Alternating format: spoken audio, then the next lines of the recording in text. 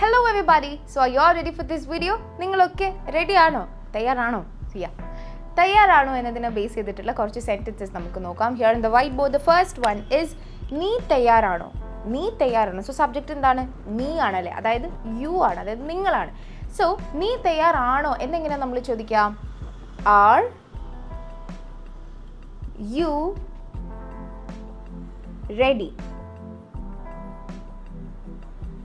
Are you ready അല്ലേ? Are you ready എന്നാണ് നമ്മൾ എന്ത് ചെയ്യുക, ഈ ഒരു ക്വസ്റ്റ്യൻ ചോദിക്കുക. യു എന്ന് പറയുന്നതാണ് അവിടെ നീ എന്നുള്ളത്.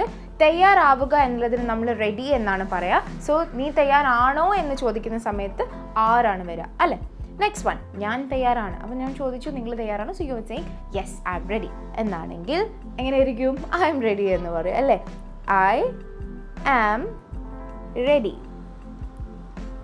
ഐ ആം റെഡി, അതായത് ഞാൻ റെഡിയാണ്, ഞാൻ തയ്യാറാണ്. അതാണ് എന്ത്? ഐ ആം റെഡി എന്ന് പറയുന്നത്. നെക്സ്റ്റ് വൺ, ഇനി നമ്മൾ ചോദിക്കുകയാണ്, നേരത്തെ ചോദിച്ചതുപോലെ നീ തയ്യാറാണോ എന്നുള്ളതിനെ ബേസ് ചെയ്തിട്ടുള്ള മറ്റൊരു സബ്ജക്റ്റിൽ വരുന്ന ഒരു ക്വസ്റ്റ്യൻ ആണ് അവർ തയ്യാറാണോ എന്നുള്ളത് അല്ലേ? സോ അവർ എന്ന് പറയുമ്പം എന്താണ്? ദേ ആണ്. സോ വിൽ ബി ആസ്കിങ് അവിടെ എന്തായിരിക്കും? ഈസ് ദേ റെഡി എന്നാണോ? No, it is are they ready. Are they ready അല്ലേ? ആർ ദേ റെഡി എന്നാണ്. ഇവിടെ നീ തയ്യാറാണോ? Are you ready? സോ നീ തയ്യാറാണോ? Are you ready? ഞാൻ തയ്യാറാണ്, യെസ് ഐ ആം റെഡി എന്ന് പറയുന്നതും അവർ തയ്യാറാണോ? R they ready? ഇനി അവർ തയ്യാറാണോ എന്ന് ചോദിച്ചു. അപ്പം യെസ് അവർ റെഡിയാണ് എന്ന് നമ്മൾ അറിഞ്ഞു.